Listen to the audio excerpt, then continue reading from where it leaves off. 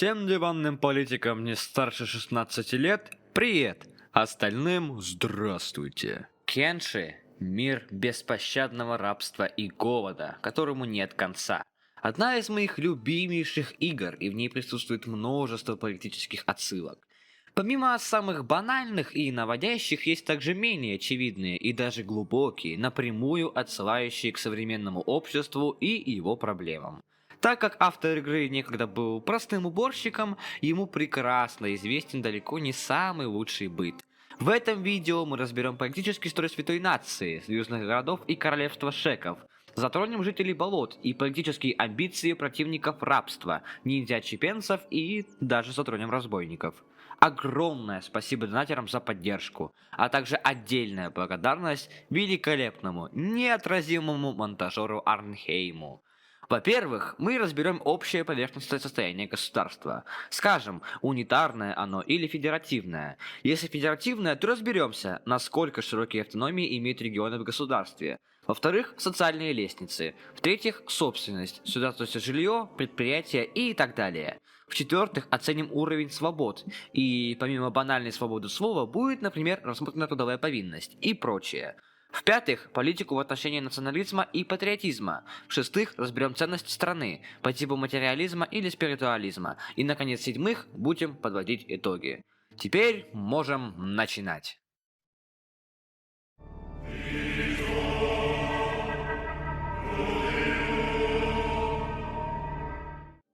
Как только не обзывали государство акронитов, нацисты, фашисты, социалисты, коммунисты и так далее и тому подобное. На самом же деле Святую Нацию невозможно разместить на координатах, так как они дебилы. Ладно, если серьезно, то их государство исключительно феодальное и не имеет даже намеков на рынок, а потому и координаты для них чужды. Тем не менее, это первый в истории канала случай, когда я хочу разобрать недоразвитую цивилизацию. Святая Нация крайне унитарна и живется здесь просто замечательно. Я сейчас, если что, смертельно серьезно. Если соблюдать строгие законы и быть дисциплинированным, то в вашем распоряжении буквально самые безопасные и самые плодородные земли в игре. К тому же с терпимым рабством и без проблемы голода. Здесь вас не уволокут охотники на людей или рабов, просто потому, что вы как-то не так выглядите. А отряды паладинов чисто из доброты душевной выдадут вам сухие пайки или медикаменты, если вы в них нуждаетесь. В целом, в обществе акронитов принято помогать друг другу, и с социальными лестницами тут тоже нет никаких проблем. В плане собственности разбирать, тупо нечего, так как, повторюсь, тут отсутствует капитализм или его альтернатива. А вот со свободами интереснее. В Святой Нации запрещены любые технологии и наука, хотя, тем не менее, население тут очень грамотное и читающее, а также книги машинистов не запрещены и свободны для изучения, хоть и находятся под строгим надзором. Дискриминируются женщины, так как, исходя из религии, мужчины были созданы по образу и подобию Акрана, тогда как женщины были созданы темной богиней Нарка. Она же, кстати, совращала на свою сторону благодаря технологиям. Политика национализма и патриотизма у всех вызывает аналогии с Третьим Рейхом, что справедливо и несправедливо одновременно. Третий Рейх не был феодальным государством, и расовая теория была создана с определенной целью, а не просто потому. Акрониты же, повторюсь, дебилы. Скелеты – самые страшные враги, потому что технологии, а технологии – это нарко. Но вообще изначально это из-за того, что зарождающийся во Второй Империи культ подавили, а его состав не казнили, просто по факту дав почву и возможности для воспрянувшей ненависти. Теперь к ценностям. Святая Нация базируется на принципах фанатичной ксенофобии и фанатичного спиритуализма. Подводя итоги, становится просто очевидно, что Святая Нация не имеет в себе абсолютно ничего рационального. Буквально все делается через призму религии. Даже рабство здесь существует в благих целях. Акрониты верят, что нарушители и ксеносы были просто неправильно рождены, а потому должны очиститься от тьмы, чтобы переродиться людьми.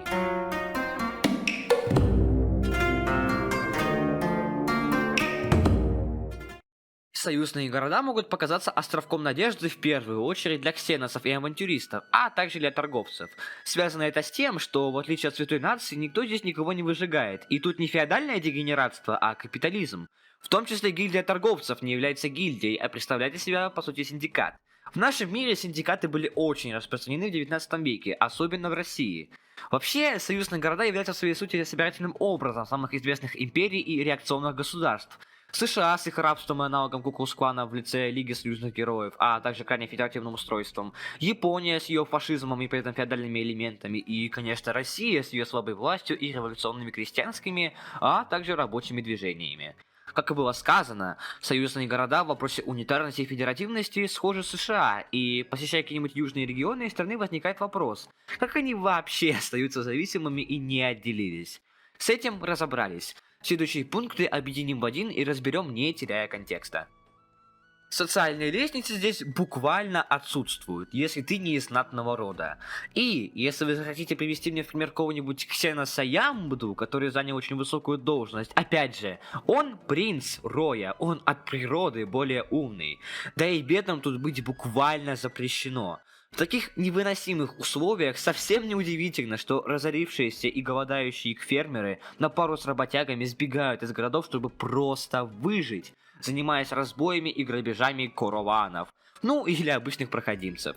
И, разумеется, тут есть огромнейшая проблема с рабством, о чем было упомянуто ранее. А вы хотите узнать, как его оправдывают? Посторонние критиканы, эти бунтующие ниндзя, осуждают рабство и ставят на нем клеймо аморальности. Нас обвиняют в жестокости, обвиняют в том, что мы забираем у людей свободу. Тем не менее, обвинители продолжают приобретать продукты рабского труда: железо, хлопок, кольчужные полотна, обноски ниндзя. От обвинителей смердит лицемерием. Однако, даже если рабство аморально, это наша личная ноша, и другим не нужно вмешиваться в это дело. Тем не менее, такой плодородный строй можно назвать как угодно, но не аморальным. Рабство дарует нам богатство, роскошь, приносит еду на наши блюда. Если бы не рабы, то кто бы трудился в полях? Наши ресурсы пропали бы даром. С рабством мы можем использовать наши ценные пахотные земли, наше богатство минералов и наш благоприятный климат. И именно рабство сделало нас теми, кто мы есть. Что касается собственности, то мелкие предприниматели не выдерживают огромнейшей конкуренции и неминуемо разоряются. Со свободами все тоже очень плохо, а с политикой в отношении национализма и патриотизма очень весело. Помните, я говорил, что СГ выглядит как луч надежды для ксеносов? Так вот, я также вам скажу, что на государственном уровне присутствует ксенофобия. В государственных газетах разжигается ненависть к нелюдям, в особенности к роям, которых называют палочниками. Их винят буквально во всем. Голод, нищета и в особенности безработица. Что-то напоминает, ага. По итогу получаем фашистскую диктатуру, что расположено максимально право и авторитарно, которая базируется на принципах фанатичного милитаризма, фанатичного авторитаризма и ксенофобии.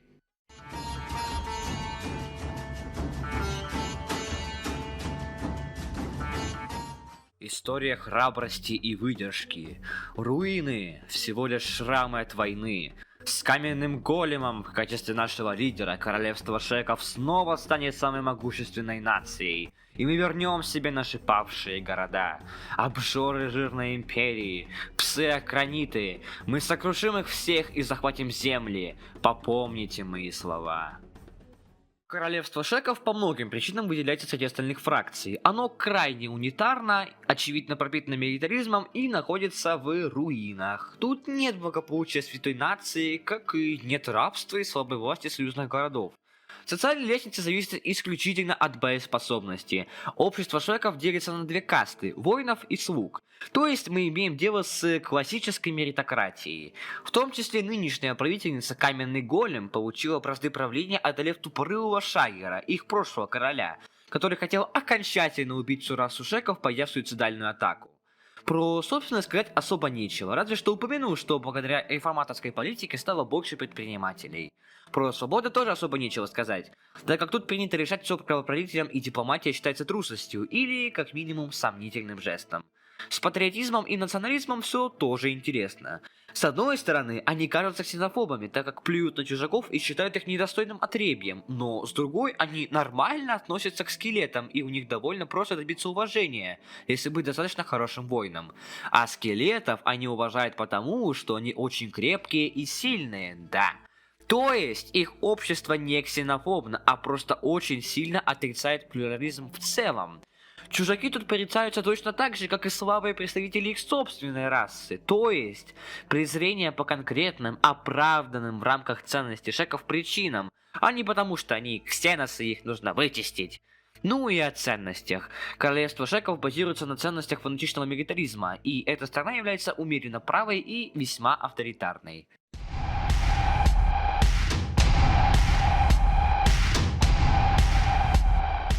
Ниндзя-отщепенцы почти полностью олицетворяют собой якобинцев, начиная с не особо-то прогрессивных в сравнении с противниками рабства идей, о чем вы поймете позже, и заканчивая малой силой и численностью. В первую очередь они выступают против рабства и за равные права для мужчин и женщин, а также политику секуляризма.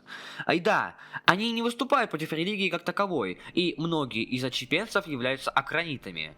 А на захваченных ими территориях, помимо освобождения рабов и сносов памятников, ничего такого из деятельности больше и не видно. Разбойники же являются меритократами и пускают рабов в расход, ожидая от них либо доказательства ценностей, либо, разумеется, смерти. Тут ничего особо интересного нет. Ну, я не могу в это поверить. В конце концов, это место реально. Здесь человек получает то, ради чего он работал. Нет дворян, которые родились счастливыми, дыша в затылок рабочим и требуя налогов. Никаких священников, заявляющих, что это они все просчитали. И использующих невежество людей, чтобы обокрасть их. Единственный закон здесь, закон природы. Сильнейший получает все. Разместим болото на координатах. Они максимально правые и либертарные. Здесь нет каких бы то ни было законов, кроме закона силы. Постоянные драки, убийства и даже похищения.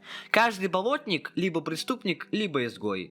Всю власть тут делят между собой преступные синдикаты, которые непрерывно грызутся за власть. Упоминания достойны лишь некоторые из них.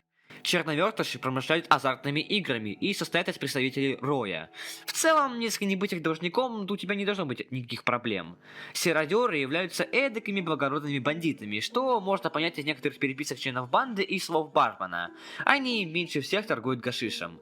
Два клинка, веселые ребята, которые без разбора мутузят людей с целью получения выкупа. Тебя не выкупили? Ну, не беда. В таком случае ты успешно отправишься на органы. Разбирать по пунктам эту территорию не имеет смысла, да и не очень-то возможно. Ценностей как таковых тут нет, так как все слишком разношерстно.